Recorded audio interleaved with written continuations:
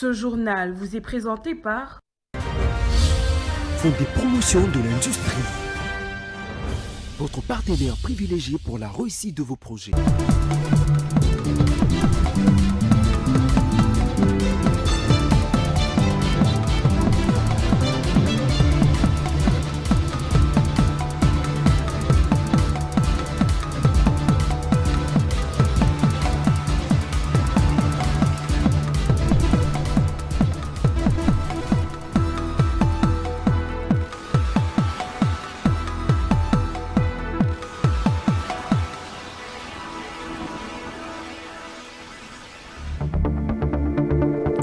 Dix jours après la signature d'un accord de principe à Doha entre le gouvernement congolais et la rébellion de l'AFC M23, les engagements pris peinent à être concrétisés. Vous aurez plus de détails dans ce journal avec comme intervenant Patrick Kilunga, avec qui nous allons décrypter cette actualité. Puis le ministère provincial de la Santé publique, Hygiène et Prévention a émis une note circulaire interdisant l'exposition des malades dans les lieux publics à des fins pécuniaires sur toute l'étendue de la capitale congolaise.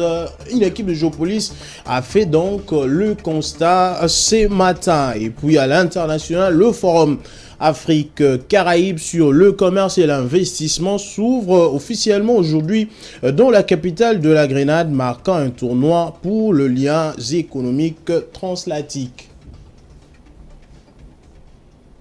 Madame, monsieur, très heureux de vous retrouver pour cette grande édition du journal télévisé. Bonsoir chez vous et bienvenue. 10 jours après la signature d'un accord de principe à Doha entre le gouvernement congolais et la rébellion de l'AFC M23, les engagements pris peinent à être concrétisés.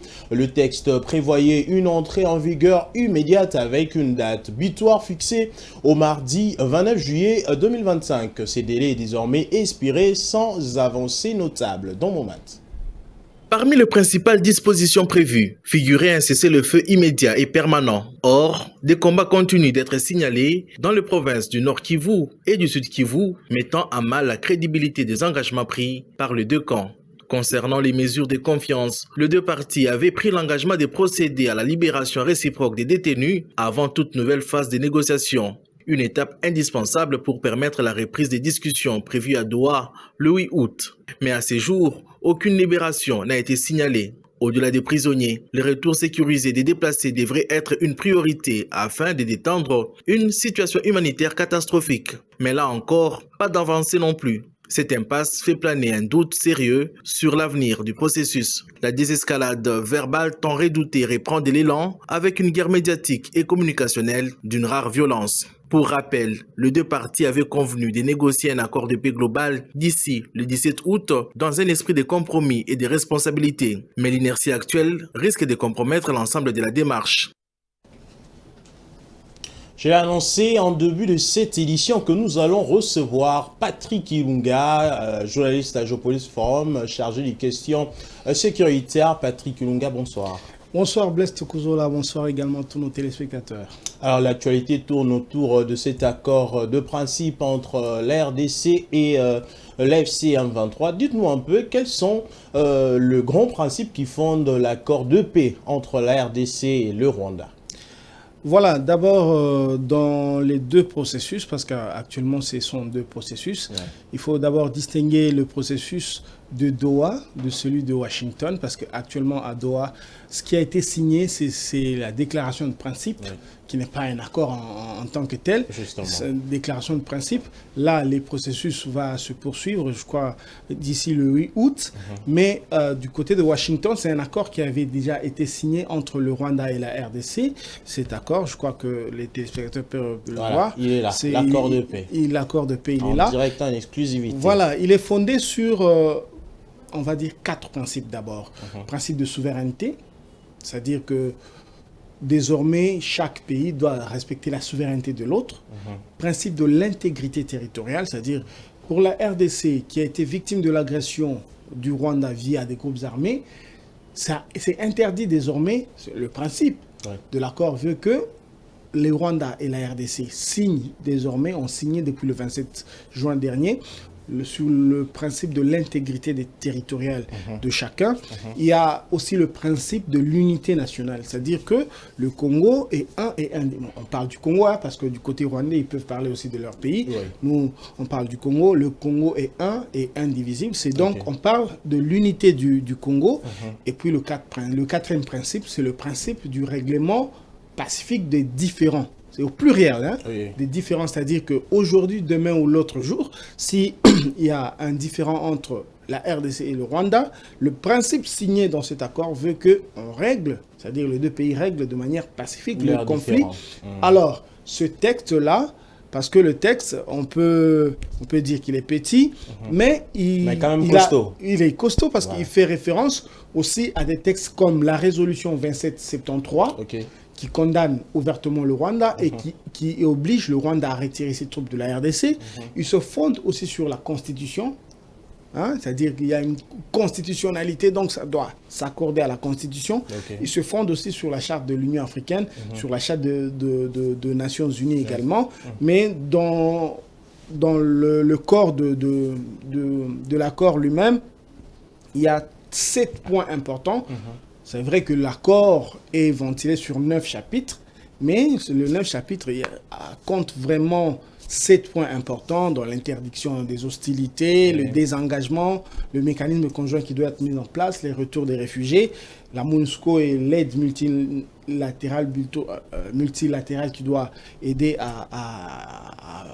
on va dire, à faire revenir la paix, l'intégration économique dans la sous-région, et voir aussi la mise en œuvre de l'accord et puis du règlement pacifique. Patrick Kulunga, est-ce qu'un des deux États peut-il renoncer à cet accord? Si oui, quelles sont donc les conditions de résiliation de l'accord? Voilà, je crois que si je ne me trompe pas, c'est le chapitre 8 qui parle de conditions de résiliation. C'est vrai que chaque partie, on les appelle les parties, hein, c'est-à-dire le Rwanda et la RDC, chacun peut décider de se retirer ou bien de se désengager. Oui, il y a une possibilité, mais à la seule condition, il doit écrire à l'autre partie 60 jours avant. On dit à 60 jours, vous écrivez, vous montrez justement votre, pour faire part de votre intention de renoncer aux engagements signés dans l'accord de paix. Merci beaucoup Patrick Kulunga pour ces éclairages. Je rappelle que vous détenez avec vous l'accord de paix signé entre la RDC et le Rwanda à Washington, c'est ça? Ouais, voilà. Merci beaucoup. Voilà, merci à vous d'être passé donc sur ce plateau. Autre chose à présent, Judith Sominois pourra-t-elle rempiler à la tête du gouvernement ou sera-t-elle remplacée à la primature? Question taraude. La question donc taraude les esprits au moment où un remaniement du gouvernement s'annonce. Cette nouvelle a les dons d'agiter les quartiers généraux de certains partis politiques ou de prétendants à des postes ministériels font le tout pour être remarqués. Patrick Elunga. Selon les indiscrétions, deux faits majeurs dictent un renouvellement de l'équipe gouvernementale. D'abord, la nécessité politique. Les consultations menées par le professeur Ebérand Kolongele ne devraient pas rester sans conséquences politiques. Les forces politiques ayant fait preuve de loyauté à l'Union sacrée, au président de la République et à la République démocratique du Congo devraient avoir l'opportunité de servir le pays au sein de l'exécutif. Le timing n'est pas fortuit non plus. Au moment où un dialogue national se profile à l'horizon, l'Union sacrée serait bien inspirée de se présenter dans une configuration nouvelle avec une ouverture politique d'envergure. L'autre fait majeur qui explique un remaniement imminent est l'engagement de la RDC pris face au Fonds monétaire international de réduire le terrain de vie des institutions et de resserrer un peu plus le budget. D'où l'idée de dégraissage. Le gouvernement devrait compter moins de 54 membres. Une question alors, Judith Sominois rempile ou cède son poste? La question reste en suspens. La première ministre devrait rempiler selon certaines sources, en attendant peut-être d'être à nouveau sur une chaise éjectable si le dialogue de large ouverture venait à se concrétiser. Pendant ce temps, l'incertitude où nul ne sait de quoi le lendemain sera fait, les prétendants au poste ministériel rivalisent de campagne pour entrer au gouvernement et faire mieux selon leurs prétentions. Certains ministres en poste ne sont pas en reste. Certains montrent leur bilan dans l'espoir de rempiler. Et puis, dans le secteur de médias, sachez que la chaîne de télévision Antena a connu un dysfonctionnement dans la matinée de ce mardi à Kinshasa suite à l'irruption de plusieurs militaires dans ses installations. Selon John Gomboa, directeur des informations d'Antena, cette intervention a sémé la confusion au sein du personnel et a paralysé temporairement la production de reporters. Patience Lokeke et Giscard Tamba étaient donc sur place pour le compte de Géopolis Télévision afin de suivre l'évolution de la situation. Suivez. Une seule sentinelle garde l'entrée. Les couloirs sont déserts. Une atmosphère morose règne dans les locaux de la chaîne de télévision Antena, habituellement animée en cette fin d'après-midi. À l'origine de cette situation inhabituelle, l'irruption tôt ce matin des militaires venus rechercher un mystérieux équipement, selon les informations relayées par le seul journaliste encore accessible sur place. Il y a eu un groupe de militaires sans mandat. À peu près 40 militaires avec 3 véhicules qui ont débarqué dans les locaux de Antenne A à la recherche d'un équipement, une sorte de valise satellitaire. Ils avaient une photo sur un téléphone. Alors, ils ont montré cette photo au personnel qui était sur place, leur disant qu'ils étaient à la recherche de cet équipement qui, selon eux, se trouverait dans nos locaux. Et le personnel qui était sur place, notamment les diffuseurs, ils leur ont répondu que nous n'avons pas ce type d'équipement. D'autant plus que notre diffusion est centralisée comme la plupart des médias actuellement à Binza. Et qu'ici nous avons juste un faisceau arsien qui envoie un signal. Un agent réalisateur de métier a été interpellé et emmené par les forces de l'ordre. Il reste introuvable à ce jour, ce qui a suscité un appel pressant à sa libération. Ils ont pris un réalisateur, Léonard Mouemeri, et ils l'ont emmené avec eux, parce que nous avons appris, parce qu'on était en contact à un moment avec les réalisateurs. Ils seraient à l'immeuble Onatra, au 2e niveau de l'immeuble Onatra. Je ne sais pas très bien si c'est quel service qui est là-bas. Donc nous lançons un appel à tous ceux qui connaissent la situation du réalisateur Léonard Mouemeri de les libérer. L'impressionnant déploiement militaire a rapidement fait le tour des réseaux sociaux, dont la matinée alimentant rumeurs et interrogations. Et puis à Kinshasa, les agents chargés de l'entretien et de la sécurité du stade de Martyrs ont déclenché une grève lundi 28 juillet. Ils réclament le paiement d'une année entière d'arriérés des salaires, une situation qu'ils dénoncent avec fermeté. Myriam Likio. Kinshasa, le 28 juillet 2025, le calme habituel du complexe sportif Stade des Martyrs de Kinshasa a été rompu lorsque les agents chargés de l'entretien et de la sécurité ont décidé d'un arrêt de travail. Une grève déclenchée bruyamment pour réclamer le paiement de salaire d'une année entière. Une situation qu'ils jugent inacceptable. Effectivement, ces agents réclament les 12 mois qui doivent être payés. Maintenant, quand ils sont allés voir le ministre les a dit que cet argent-là ne provient pas du trésor public, mais cet argent doit sortir de partenaires. Parce que le Stade de Martyrs a des partenaires. Entre autres, le Dispromalt, il y a Vodacom, tous les établissements qui font les publicités au niveau du Stade de Martyrs. Quand ils payent, il y a l'argent qu'on doit payer aussi comme prime ou salaire pour tous ceux qui sont affectés au Stade des Martyrs. Donc effectivement, ils réclament leur salaire qui reste encore impayé.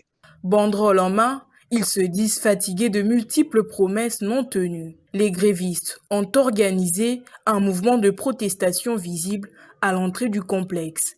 Si certains gardent une certaine sérénité, d'autres s'en prennent aux panneaux installés autour du complexe pour réclamer ce qui leur est dû.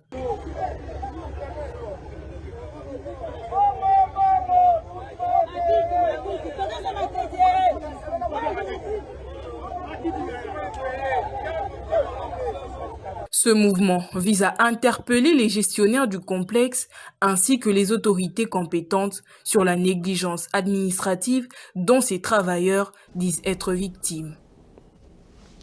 Le ministère provincial de la Santé publique, Hygiène et Prévention a émis une note circulaire interdisant l'exposition de malades dans le lieu public à des fins pécuniaires sur toute l'étendue de la capitale congolaise. Cette mesure adressée au bourgmestre et au commissaire provincial de la police nationale congolaise vise à mettre fin à une pratique jugée attentatoire à la dignité humaine. Une décision bien accueillie par la population qui demande à l'État congolais de prendre également des mesures pour une prise en charge de ces malades. Suivez ces reportages de Rachel Missenga et Giscard Tamba. À Kinshasa, les carrefours de la capitale se sont transformés de plus en plus à un terrain d'ultime recours. Chaque jour, des hommes et des femmes, parfois accompagnés de malades dans un état critique, envahissent l'espace public pour solliciter la générosité de passants. Armés des haut-parleurs, ces quêteurs appellent à l'aide, prétendant souvent que les soins nécessaires sont urgents et hors des prix.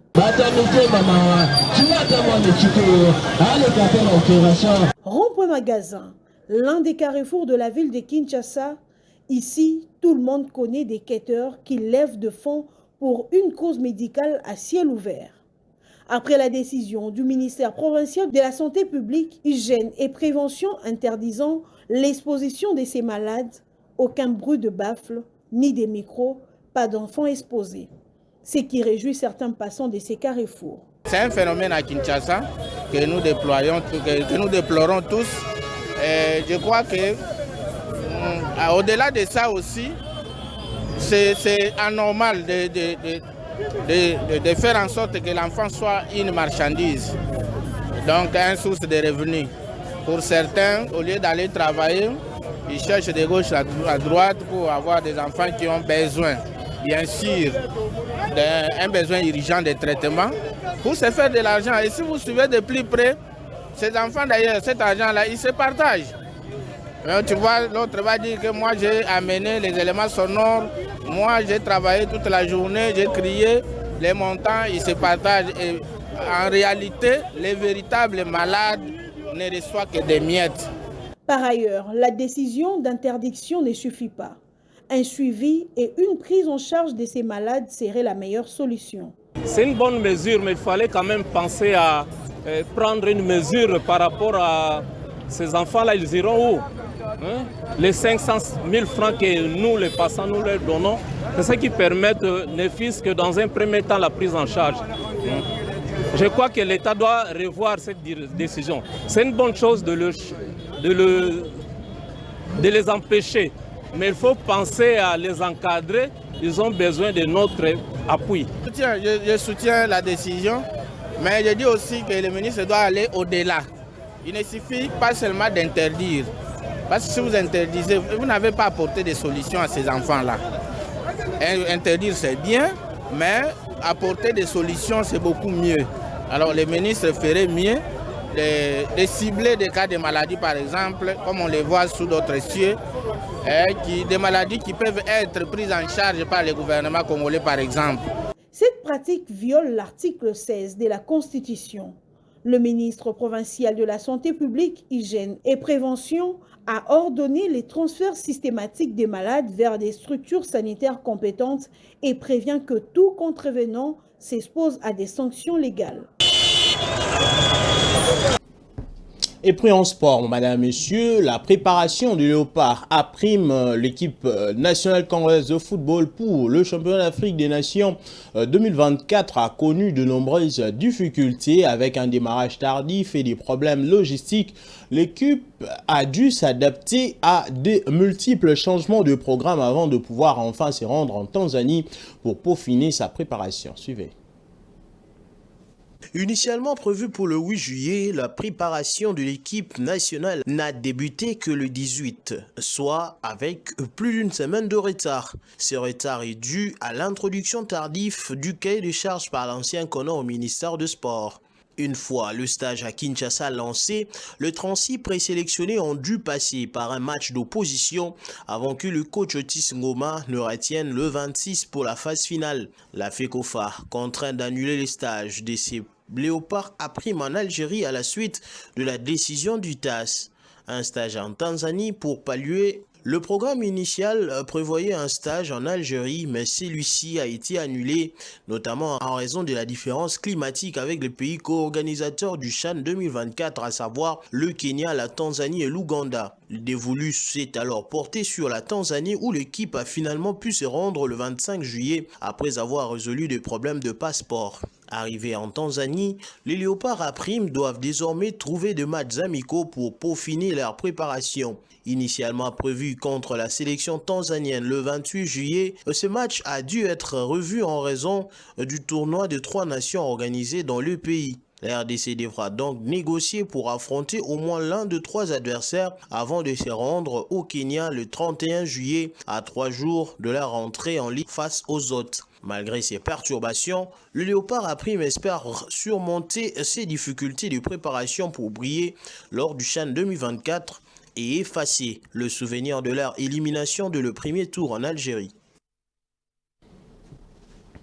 Une note d'information avant d'aller à la page internationale. Sachez que le Léopard à prime, la RDC, ont livré un match amical tout à l'heure face à l'équipe sud-soudanaise de Djoumas Football Club. Victoire de Léopard 3-1 en cette rencontre amicale de préparation. Le but a été marqué par Kazema Ibrahim Matobo notamment. Et aussi l'avant-centre du FC Saint-Éloi Lupopo. L'actualité, c'est également en dehors de frontières congolaises.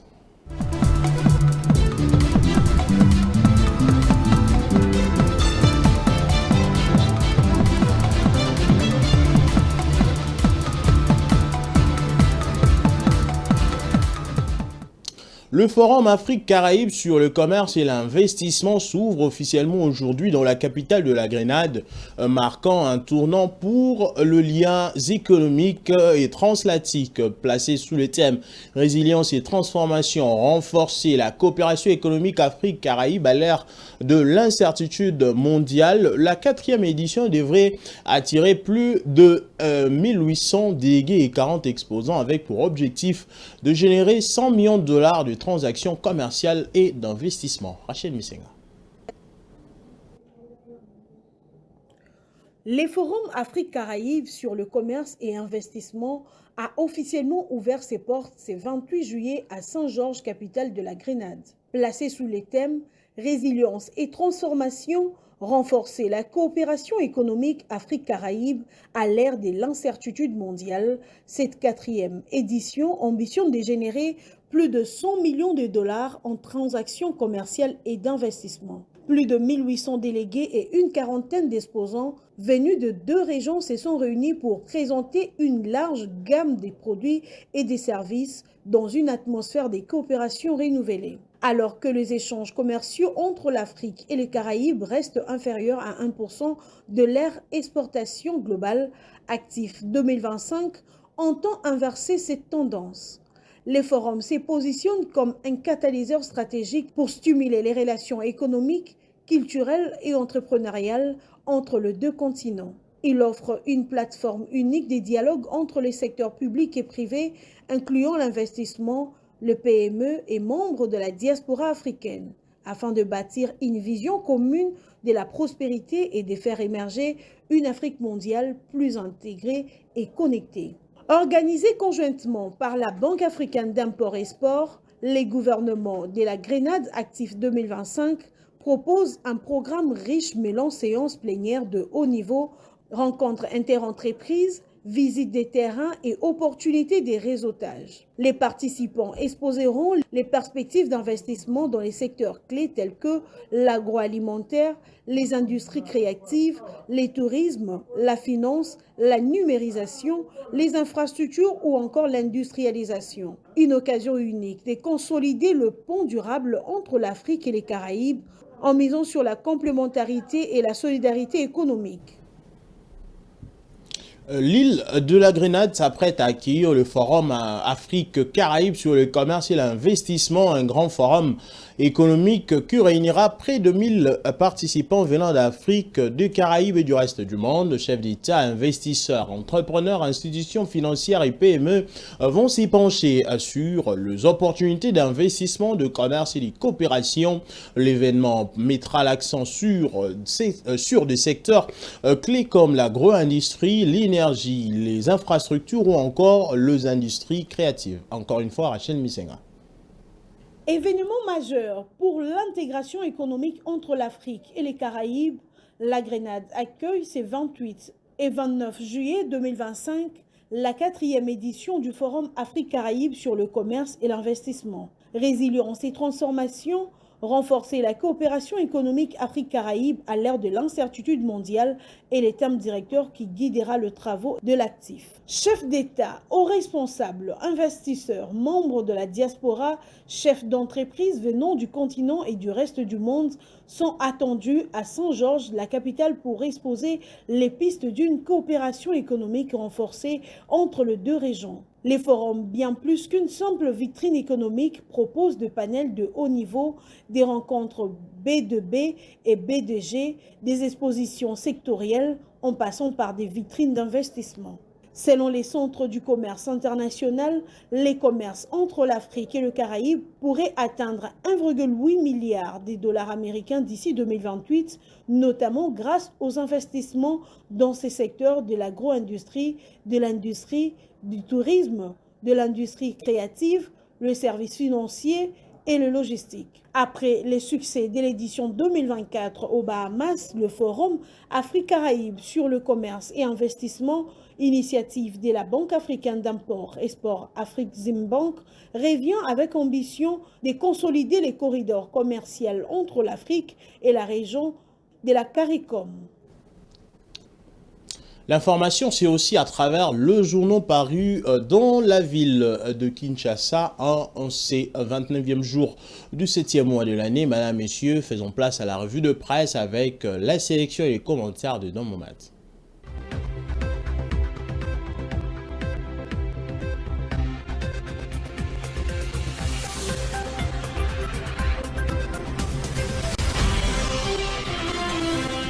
Mesdames, Messieurs, bonsoir et bienvenue à cette revue de presse. Le potentiel s'interroge en une. Que veut réellement l'Ouganda alors que la République démocratique du Congo s'efforce de déstabiliser ses relations avec ses voisins de la région des Grands Lacs? Une nouvelle crise diplomatique semble se pointer à l'horizon. Le général Muhoozi Kainerugaba, chef de l'armée ougandaise et fils du président Museveni, a en effet menacé publiquement d'annexer la ville de Kisangani à l'Ouganda. Ces déclarations provocatrices pour le journal diffusé sur les réseaux X ravivent les tensions entre Kinshasa et Kampala malgré une coopération militaire encore récente. Ces regains d'agressivité soulèvent des interrogations sur les véritables intentions de l'Ouganda et laissent planer les doutes sur une possible complicité avec Kigali dans un contexte où les ambitions régionales autour des richesses du Kivu restent vives. Dans Forum de Zas, c'est l'actualité politique interne qui retient l'attention. Le gouverneur de la province du Haut-Katanga, Jacques Kiabula, est arrivé à Kinshasa lundi 28 juillet pour répondre à la convocation du vice-premier ministre en charge de l'Intérieur, Sécurité, Décentralisation et Affaires coutumières, Jacquemain Chabani. Cette venue met fin à une période d'incertitude marquée par son absence prolongée, un avis de recherche lancé par la DGM et sa réapparition inattendue à Lubumbashi le 24 juillet. Lors d'un meeting de l'Union sacrée tenu le 30 juin à Likasi, le gouverneur avait affirmé que le véritable ennemi de la RDC à l'Est était le Rwanda, tout en évoquant également Joseph Kabila et Corneille Nangaa, bien que de façon plus nuancée.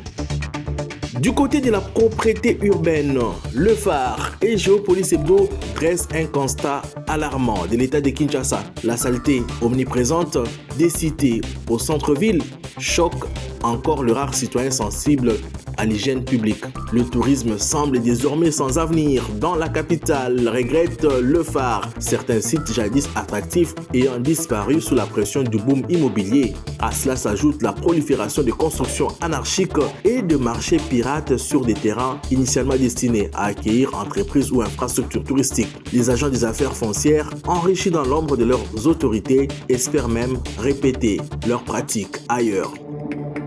Face à cette situation, Géopolis Hebdo rapporte que le président Félix-Antoine Tshisekedi a rappelé lors du Conseil des ministres du 25 juillet l'importance pour Kinshasa, vitrine du pays, de refléter ordre, propreté et sens des responsabilités collectives. Conscient de l'enjeu sanitaire et moral, il a évoqué le programme Kinshasa Bopeto, lancé en octobre 2020 comme cadre d'action pour améliorer l'environnement urbain.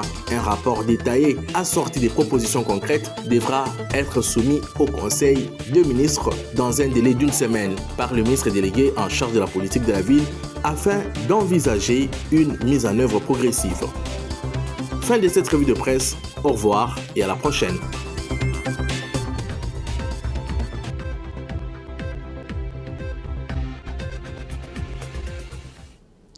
Une page rose dans ce journal, Damani Mujinga, journaliste à Géopolis Forum et présentatrice du journal télévisé, s'est religieusement mariée samedi dernier à Kinshasa à Midi Pambou dans une ambiance chaleureuse et conviviale qui a réuni notamment les amis, le famille, le proche ainsi que les agents et cadres de Géopolis Forum avec leur tête la DG Willy Kalingay. Le film de cette célébration dans ces reportages de Stanley Samba.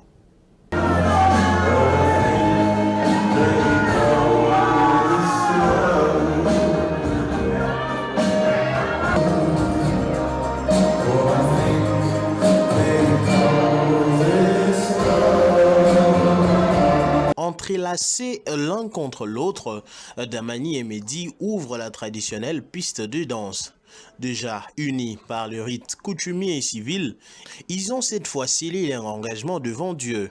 La cérémonie religieuse, suivie d'une réception animée, se déroulait en présence de leurs proches, collègues et amis, dans une ambiance rythmée par des danses et des chants chaleureux pour une soirée haute en couleurs.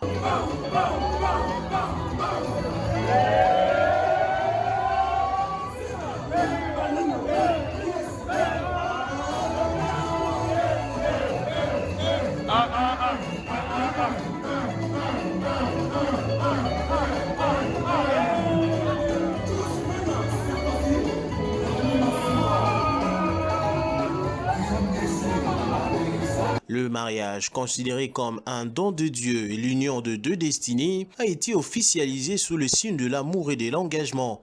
Damani et Mehdi franchissent ainsi une nouvelle étape de leur vie à deux.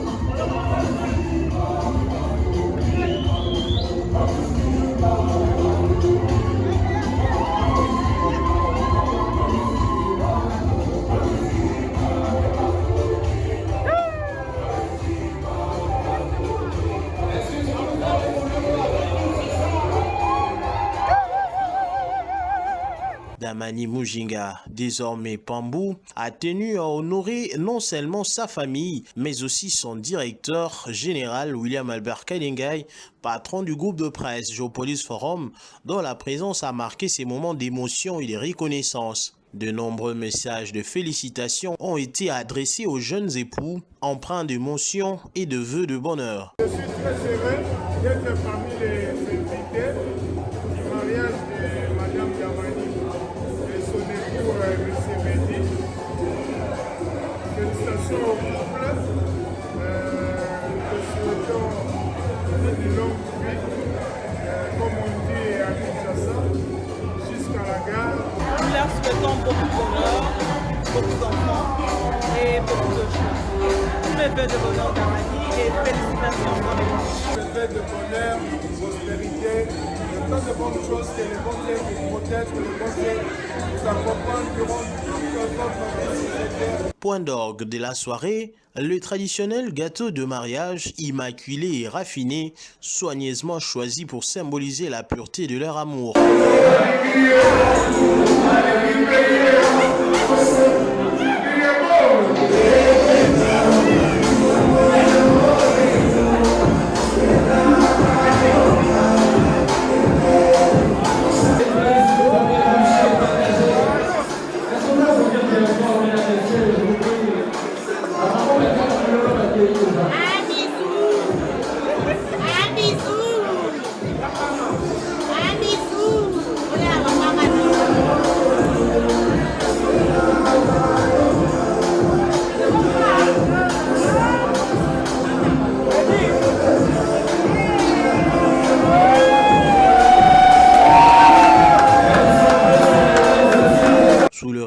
Bienveillant de l'ensemble et en particulier ses collègues de Géopolis Forum, Damani et son époux Mehdi entament leur parcours conjugal, unis pour la vie, dans la joie et la confiance, et remariage à eux.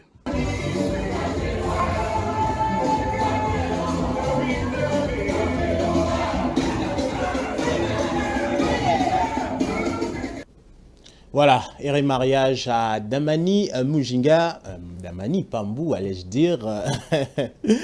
C'est donc la fin de ce journal, madame, messieurs. Avant de vous séparer, un rappel de 3 principaux titres.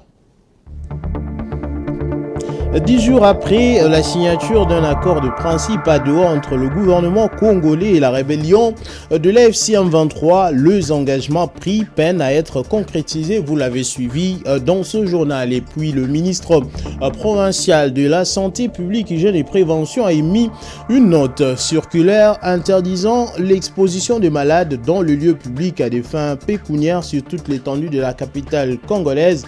Si certaines personnes ont salué cette décision, d'autres par contre demandent de moyens appropriés pour mettre ces personnes. Vous l'avez également suivi par ces reportages de Rachel Misenga et Giscard Tamba. Et puis à l'international, le forum Afrique-Caraïbes sur le commerce et l'investissement s'ouvre officiellement aujourd'hui dans la capitale de la Grenade, marquant un tournant pour le lien économique transatlantique. Voilà, c'est donc la fin complète de ce journal, madame, messieurs. Merci à vous de nous avoir suivis. On se retrouve demain pour une nouvelle édition. N'oubliez pas, rien n'est plus important que le sport. Au revoir.